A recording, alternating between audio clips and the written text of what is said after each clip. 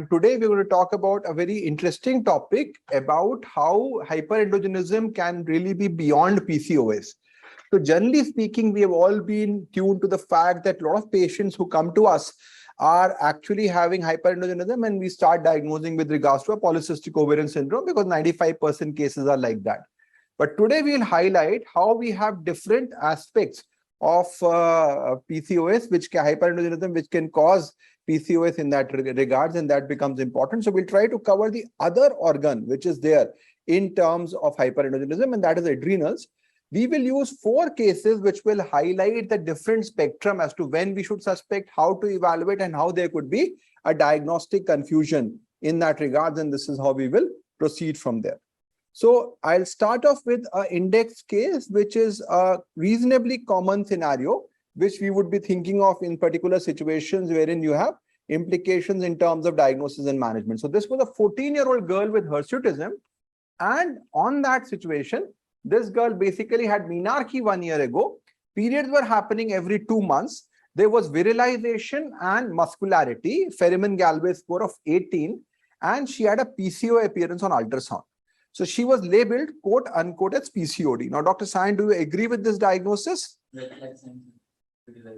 So if you have anybody who has virilization, who has muscularity, who has significant FGS or a testosterone level which is more than 1.5 nanogram per DL or more than 150 nanogram per 1.5 nanogram per ml or 150 nanogram per DL, you have to start doing imaging. And what we found was a large heterogeneous lesion, which was an adrenal carcinoma.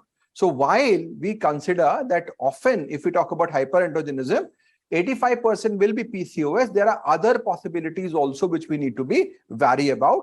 The most common cause will be 21-hydroxylase deficiency, the non-PCOS cause around 5% cases, tumor around 1% cases, and 7% is idiopathic. So when you say idiopathic hyperandrogenism, what are the possible causes that you're looking at, Dr. Vibha?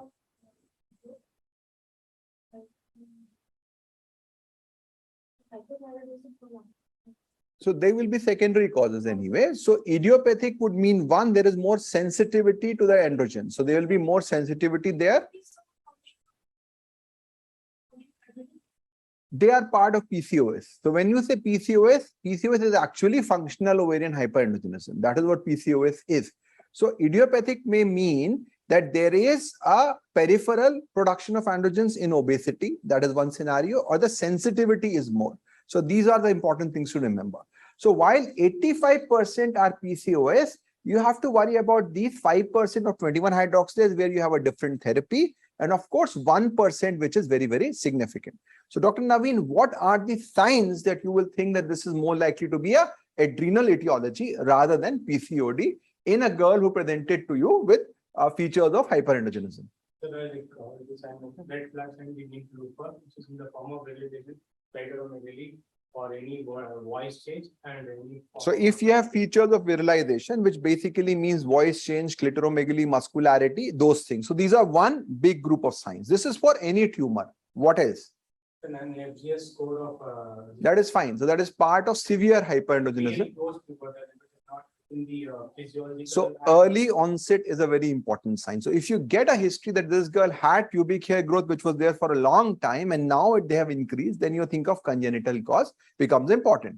Child was absolutely normal and now suddenly there is a lot of hyperandrogenism happening around 18 years, 20 years. Think of an adrenal carcinoma. 30, 40 years old, ovarian carcinoma will be there. So timing becomes important. So severe, again we said, soon is something which is there. Of course, if there is a family history, you will look at. What will be the syndromic features of 21-hydroxylase deficiency? So what will point more towards 21-hydroxylase deficiency? 21-hydroxylase is something that in case if it is from birth, if someone is having so that is soon, severe, syndromic. What are the features of syndromic? What is syndromic for 21-hydroxylase deficiency? Advanced bone age, which is so that will be more, so pigmentation. That will be an important factor to look at, pigmentation. If of course salt wasting, you won't be missing. What else? What else clinical clues you will look at? What will you measure on examination in a girl who comes to you with hyperandrogenism? So blood pressure, it could be 11-hydroxylase deficiency. It could be a tumor which is present on that. So generally, as we were talking about delayed puberty in boys, we say, okay, 80% is CDGP. But if you have somebody who is tall, who has pubic hair development, who has a stalled puberty, who has some syndromic features like anosmia, synkinesis, neurological features, think of a secondary cause. 85% of girls who present to you with hyperandrogenism will have PCOS.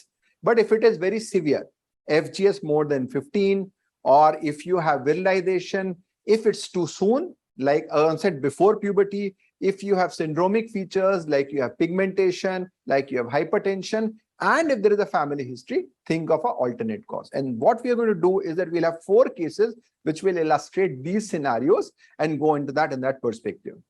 All of you can go and have a look at our website, learning.growthsociety.in, which has got a lot of interactive videos along with other tools for pediatric endocrine training. There are courses available, including fellowship and diploma courses. We run regular grand rounds in the form of a PG lecture series, which happens in the evening on Saturdays. And these grand rounds, which we run here, there are publications which cover the entirety of pediatric endocrinology, our app, and all those things you can access. So in today's grand round, we will have 4 cases which will highlight these scenarios. But before we do that, we will set the background by understanding what really is hyperandrogenism, what is adrenal hyperandrogenism, and then we can apply it in our clinical practice. So we know that 50% of androgen in women and even adolescents come from the ovary, and this is largely regulated via the luteinizing hormone. And this is via production of androstenedione. The remaining 50% comes from the adrenal, which is controlled via the ACTH. So this is a basic philosophy which comes via DHEAS, which gets converted into both androstenedione and testosterone in that perspective. And these all will then get peripherally converted via 17-beta-HSD into testosterone, which will then get activated to dihydro, which is the active form. So half of your androgen is coming from testosterone, from the adrenals. Half is coming from the ovaries. So now if you have an adrenal form of hyperandrogenism, Dr. Sayan, which metabolites will be high on the blood examination? So you will have high testosterone and high DHEAS in a adrenal pathology and a high androstenedione and testosterone in a ovarian pathology. What about androstenedione in adrenals? Androstenedione is not the primary metabolite of that. Will it be high? Will it be low? It will be normal. If DHA is high, andro will also be high, because if DHEAS is high, andro will be high, DHT, testo, everything will be high. So don't get a notion that if you have high androstenedione and you have not looked into DHEAS, this is not adrenal. So message is DHEAS elevation is more specific. Androstenedione elevation is not specific from ovarian, because it will also come from the adrenal. So DHEAS is the best marker in terms of that. When you assess DHEAS, Dr. Vibha, what precautions will you take? What time the sample should be taken? Why? It is sulfated. So DHEAS is sulfated, so therefore it is not affected by diurnal rhythm. You can take it any time of the day, as against many of the other adrenal hormones which you have to take on a specific notification in that regards. So now in hyperandrogenism, we said you can have physiological causes, but within pathology, ovarian is by far the most common, followed by adrenal. So we are focusing today entirely on adrenal. We'll be talking about steroidogenic defects, we'll be talking about tumors, and all those scenarios will come up. So we need to understand about adrenal steroidogenesis a bit. So we all know that the initial pathway is common, conversion of cholesterol into deprogesterone using star, side chain cleavage, and 3-beta-HSD. This is then converted via 21-hydroxylase, 11-hydroxylase, and then other enzymes into different forms, converted into, of course, cortisol, aldosterone, and DHEA, which is then converted into DHEAS and then gets activated. So defects in any of these may have a situation in which you have cortisol deficiency and you have secondary increased ACTH production causing hyperandrogenism. So Dr. Naveen, which all enzyme defects out of these will cause hyperandrogenism? The hyperandrogenism will be found in 21 hydroxylase. So if you have 21 hydroxylase deficiency, of course, you will have high along with salt wasting, or if the levels are fine, you will have a normal salt status, but you will have hyperandrogenism. Second will be the 11 hydroxylase. So if you have 11 hydroxylase, you will have mineralocorticoid excess, you will have hypertension, hypokalemia, alkalosis. Along with that, you will have virilization. What else? And third will be 3 beta HSD because of peripheral conversion. So if you have a 3 beta HSD problem, you will have peripheral conversion, you will have milder level of hyperandrogenism. So they will be not, they may actually have virilization, but they will not have a complete Prader 4, Prader 5 staging because it's peripheral conversion. Any other defect can cause this? So these defects will also have an effect because they are involved in conversion of the cortisol and DHEA to DHEAS. That is important. And if you have free DHEA, it is going to be converted more. If it becomes DHEAS, it is stored and you don't have a rapid conversion from that perspective. So if you have a problem in the sulfonyl transferase or the H6B6, you will have a problem. So 3 beta HSD defect, if you give ACTH, you will have a very, very high level of DHEAS. I said DHEAS is a specific marker of adrenal etiology. DHEAS more than 700. Think of a tumor / 3 beta HSD deficiency. 400 to 700 more like a FAH picture. Now you also need to understand that you need to take all these levels together. So if you say DHEAS is high, and testosterone is high, because of a CAH, then your 17-OHP should also be high. You can't have a lowish 17-OHP or low normal 17-OHP and a very high DHEAS because these are all distal pathways. First thing you need to understand what is high. So DHEAS will be very high here and 17-hydroxypregnenolone levels will be very high. Now 21-hydroxylase, we all know 17-OHP will be high, and if you give a ACTH stimulation, the level will go further high. 11 DOC levels will go high in that scenario. If you have a sulfonyl transferase defect, the DHEAS is there, it is not getting sulfated. So it is going to be converted more into androgens, and this is going to cause more problem in that regards. If you have a 11 beta HSD1 defect, what will happen? We all know about 11 beta HSD2 defect. What happens in 11 beta HSD2? Functional cortisol deficiency, NACP stimulation, increasing androgens. So this is the 11 beta HSD1 defect in which cortisol is not getting produced from cortisol. So you will have cortisol deficiency and you will have high ACTH and you will have DHEAS which will be produced in that regards. All these cases will have a common scenario of high ACTH causing pigmentation. So pigmentation becomes an important thing to look at in any girl who comes to you with hyperandrogenism. Can you have non-CAH causes of hyperandrogenism where you have pigmentation?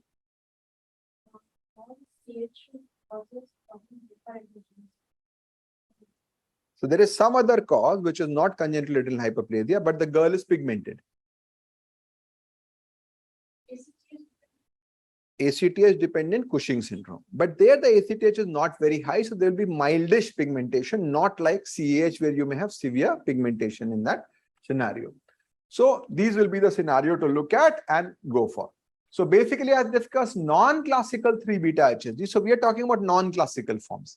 Classical forms will present to you with atypical genitalia, disorder of sexual development right at birth. So non-classical 3 beta HSD, very high 17-hydroxypregnenolone. But remember, biochemical tests are not foolproof of having a particular enzyme defect. The full proof is genetic test. And as Sayan had presented nicely in our Advanced Pediatric Endocrine Symposium, there are scenarios in which you have very high levels of 17-hydroxypregnenolone, but they turn out to be FAH, functional adrenal hyperandrogenism, but genetic test is normal. Non-classical 21 hydroxylase deficiency is also self-limiting. 17-OHP will be high. Now, when you say non-classical 21 hydroxylase deficiency, Dr. Naveen, what is the usual presentation in that scenario? They usually present with features of hyperandrogenism, polycystic ovarian disease, oligomenorrhea, thyroid defect. So, what will be the severity in that case? The severity is usually between 8 to 15 of FGS score, which is not associated with virilization. So when you have somebody who has got voice change, somebody who's got muscularity, somebody who's got clitoromegaly, you cannot and should not label that child as non-classical CAH. So many times you will see, and this is interesting, when you have a tumor, it will actually be producing 17-OHP also as part of the deranged steroidogenesis. If your 17-OHP is mildly elevated and you say, okay, this is non-classical CAH, but that non-classical CAH will not have a testosterone more than 200. It cannot have. It will be like 60, 80, something like that. It will not have virilization. It will not have clitoromegaly. So this point is important, that always correlate 17-OHP level to the level of elevation, which is of testosterone. Non-classical 11 will have milder disorder, and this will cause more like a hypertension will be there, but again it can be mild. SULT2A1 deficiency, again it's premature pubarchy, not like a typical virilization, and then again conversion, you will get a diagnosis in that regards. Now we all know that CAH will cause hyperandrogenism, but what are the specific mechanisms by which CAH will cause hyperandrogenism? The first mechanism we of course know is that adrenals are producing a lot of DHEAs that is causing that. But remember, this will also get converted into testosterone, and this testosterone will go to the ovaries and hyperandrogenism begets hyperandrogenism. So if you have high testosterone, the ovary becomes producing more androgen. So this is the second mechanism which happens. What are the other mechanisms by which CAH causes hyperandrogenism, Dr. Sayan? There are certain adrenal rests in the ovaries that can also do, and prolonged hyperandrogenism will cause a reset LH axis. So that will also drive the production. So you may have adrenal rests which are resting in the ovaries, and if you have uncontrolled CAH, they can start producing androgens there. What you have talked about also is very important, is a prenatal exposure. So normally progesterone inhibits LH secretion. But if you have prenatal hyperandrogenism, this inhibition goes off. So your hyper LH state will be there in CAH. So if you have CAH and you are controlling your 17-OHP well, still you can have hyperandrogenism because you have this antenatal phenomena which is working, and ovaries may have gone into hyperdrive because they already have a high level of testosterone exposure which is there in that scenario, and that becomes important in that regard. Now, adrenal tumor we talked about is usually carcinoma. Now, this is important. Normally, when we say if you have a virilizing adrenal tumor, we always say carcinoma. But this may get confusing when we discuss our cases today. It is a rapidly progressive, so it can't be 8-year history, 9-year history. It has to be within a year or so. You will get a history, and management is very difficult. Poor prognosis, surgery, mitotane, these things can be considered. So now once you know that this is hyperandrogenism, you have significant elevation of testosterone beyond 55, or you have FGH which is more than 15 or 8 to 15 with high androgens, you know it is not related to puberty, then you think of a pathological cause. The first question is it ovarian or is it adrenal? So to answer that question, we have already discussed that you look at, if it's ovarian, you will have a normal DHEAS and a high androstenedione. Adrenal, remember, andro can still be high. So don't get fooled that your andro is high, it becomes ovarian. It can still be adrenal in that regards. The most important, the gold standard test of differentiating adrenal versus ovarian etiology is DEXA suppression. So if you give dexamethasone and your androgen levels come down, it means it is adrenal, functional adrenal, or CAH. If you give DEXA and your androgen levels do not come down, it can be an autonomous adrenal producing tumor, or it could be a ovarian etiology. So dexamethasone suppression is an ideal way to distinguish between the two scenarios. And if you go the other way around, if you give GnRH and the level increases, this is ovarian and not a adrenal origin in that regards. So what really is DAST? DAST is basically a dexamethasone androgen suppression test.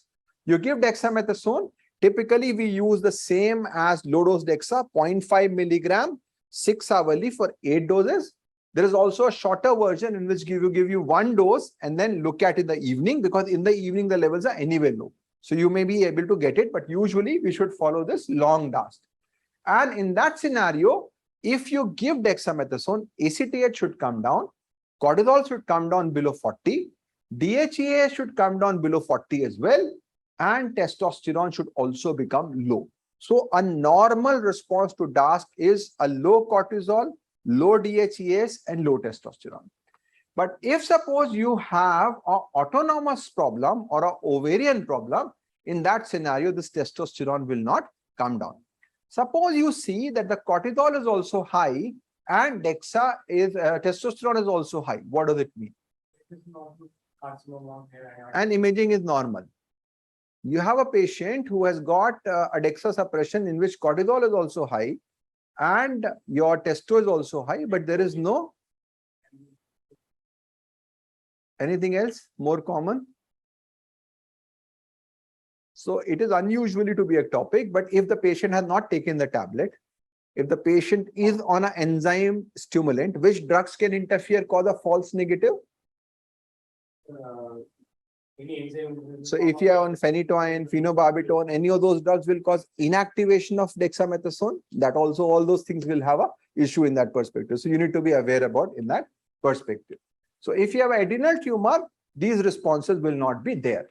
So if you have suppressed testo, suppressed cortisol, this is CAH or FAH. This is what you can consider. If testo is not suppressed, but cortisol is suppressed, this is ovarian. If both are not suppressed, think of Cushing's, which is primarily there from the, as you said, a macroadenoma and all those things really can do that. Cortisol resistance and poor compliance. Adrenal tumor also will be in the same scenario in that perspective. So ACTH stimulation test can be required, especially when you're thinking of CAH, but this is mainly for non-classical CAH. In classical CAH, your 17 OHP should be very high. So if a 17 OHP is more than 1500, it goes in favor of non-classical 21-hydroxyl deficiency. Then as I discussed, 17-hydroxypregnenolone increase suggests 3-beta-HSD and 11-DOC increase suggests 11-hydroxylase deficiency in that scenario. Always measure cortisol levels before you do further evaluation.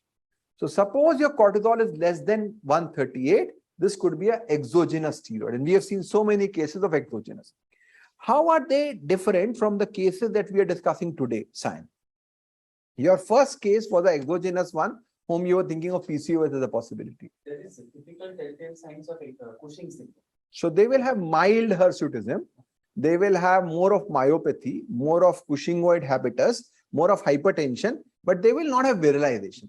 So this is very easy to exclude. So the cases we are discussing today are all which presented with a significant hyperandrogenism with quote-unquote virilization, clitoromegaly, which was relevant. So that is important to remember.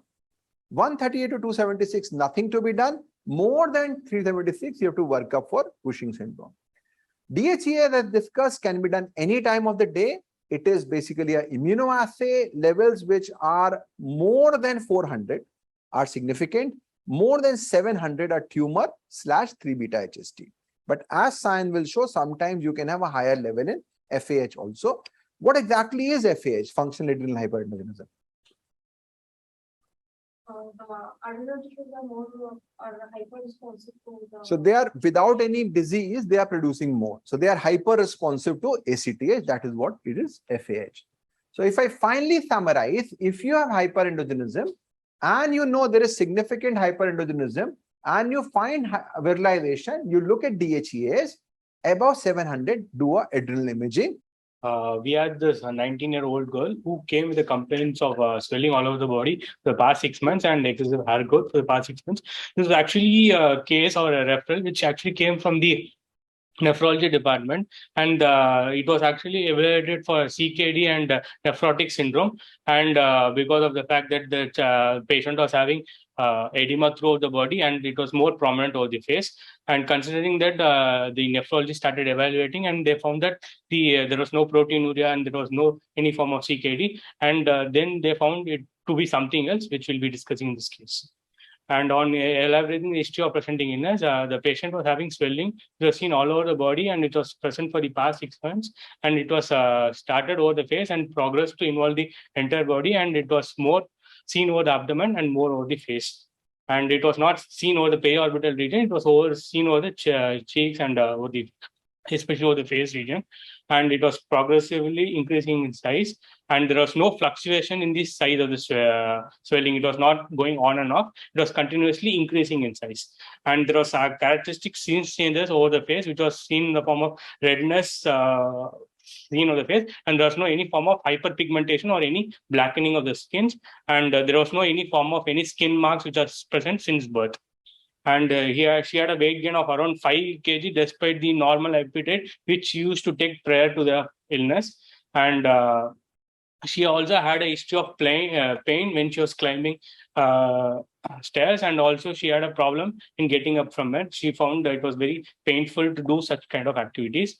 And when we asked about the urine output, it was found to be normal, and there was no history of any dyspnea or paroxysmal nocturnal dyspnea or orthopnea, and there was no yellowish discoloration of eyes or urine to rule out the other common causes of edema, which could be a cardiovascular or a liver or a kidney cause. And with apart from this complaint, she also found that she seemed to have excessive hair growth, which was also seen over the last 6 months, and it was slowly progressive, and it was more seen over the face, chin, and the upper lip region, and was not seen over the back or chest, which was classically seen in the case which was previously mentioned before. And she also had acne, which was more than 25 in number, which was seen all over the face. And apart from this, this thing, she also noted that she also had some form of menstrual irregularities, which also started along with the weight gain and also hair growth, and which was in the form of oligomenorrhea. She used to have her cycles very regular from the onset. She had her menarche at the age of around 12 years, and since last 6 months, she was having regular menstrual cycles over the past 6 to 7 years. But during the last 6 months, she found that the menstrual cycles were irregular, and she used to have only 2 episodes in the last 6 months, which was around 3 months. He had a single menarche, a single cycle every 3 months, and there was no history of any form of virilization in the form of any voice change or any increased masculinity or abnormal increase in size of the genital organ, and there was no history of any chronic drug intake for any other complaints apart from this, and there was no history of any headache or visual disturbance which was present. So, Dr. Vibha, from your case, what are the different features in this? So there is a body swelling which was pushing my appearance. It was not present in my case, and there is the acne and there is no signs of virilization. So it is milder case, and it has got more features of Cushing-White appearance. So that's why we were saying that if you have a Cushing syndrome, you would have expect in that case producing so much DHEAs to be severely Cushing-White. So this is not possible in that scenario. So this is classically the differences in the two cases are very evident. Very good. And apart from the other past history, there was no any chronic systemic illness, no chronic drug intake, or no any form of prior hospital admission. And there was no significant family history of any tumor or any similar illness in the family. There's no family history of diabetes or hypertension. And birth history, she was a full-term, normally delivered child with a birth weight of around 3 kilos, and it was uneven. And on examination, she had classical Cushing-White facies with facial plethora, and the acne was severe with inflammatory acne, which was more than 25 in number. And she had a mild form of hirsutism with Feynman-Galvez scoring of 13, with characteristic thick violaceous stripe, which was seen over the abdomen. And there was no clitoromegaly, no acanthosis, no hyperpigmentation, which I forgot to mention, one of the important findings. And her BP was normal, 132 or 86 millimeter of mercury.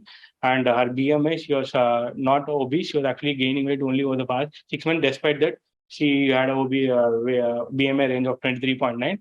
And the other systemic examination and other neurocutaneous markers in the form of capillary spot and other skin manifestation in the form of plenty genes were absent.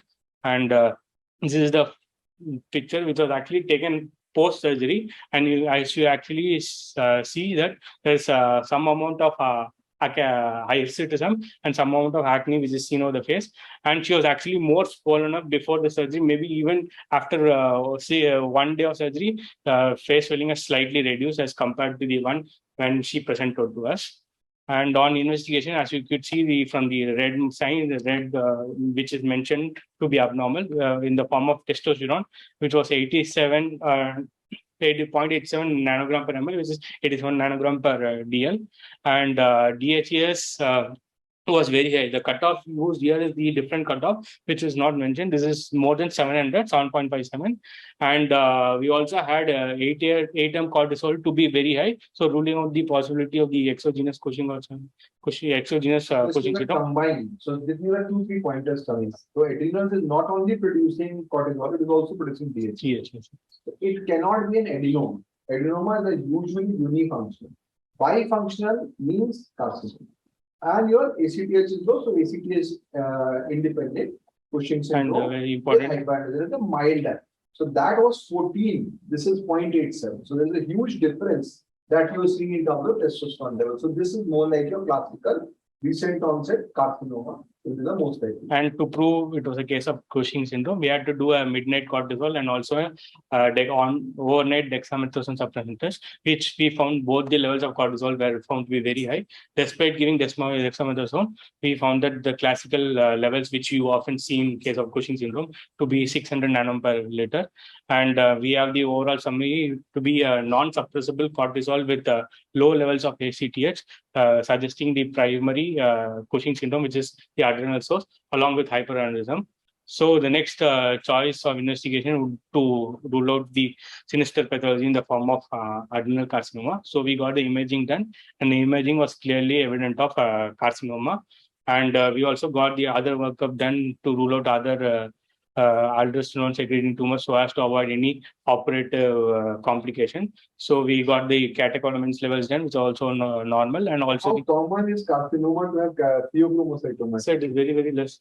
Not It is possible, sir. impossible. Not possible, sir. But But they got it done from nephrology. From the anesthesia perspective, but you cannot have cortex and medulla like a total orange and apple. You can't compare that. So it is not. Yes, They got it. aldosterone can be there. There was hypokalemia in this case. Why?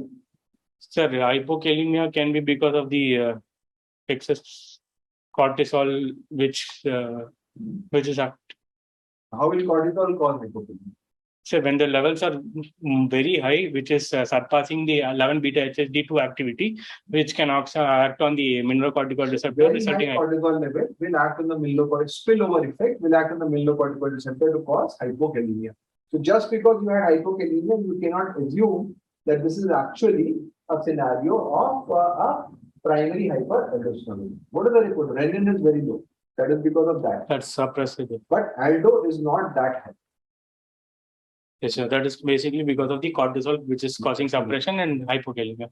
So this is the ideal case which has to be immediately taken for surgery, and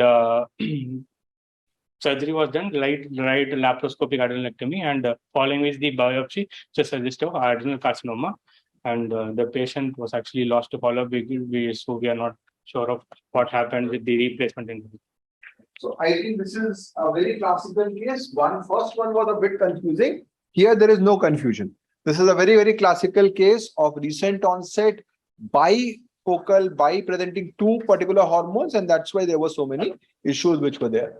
So the key message is that if you have hyperandrogenism with pigmentation, with early onset, with variable presentation, with virilization, always think of adrenal cause, get a DHEAs, get a cortisol, and get a 17-OHP. Mostly you will get the diagnosis. If DHEAs is very high, imaging is essential. Always be wary of 3-beta, FAH, 21, and adrenal tumors in that perspective.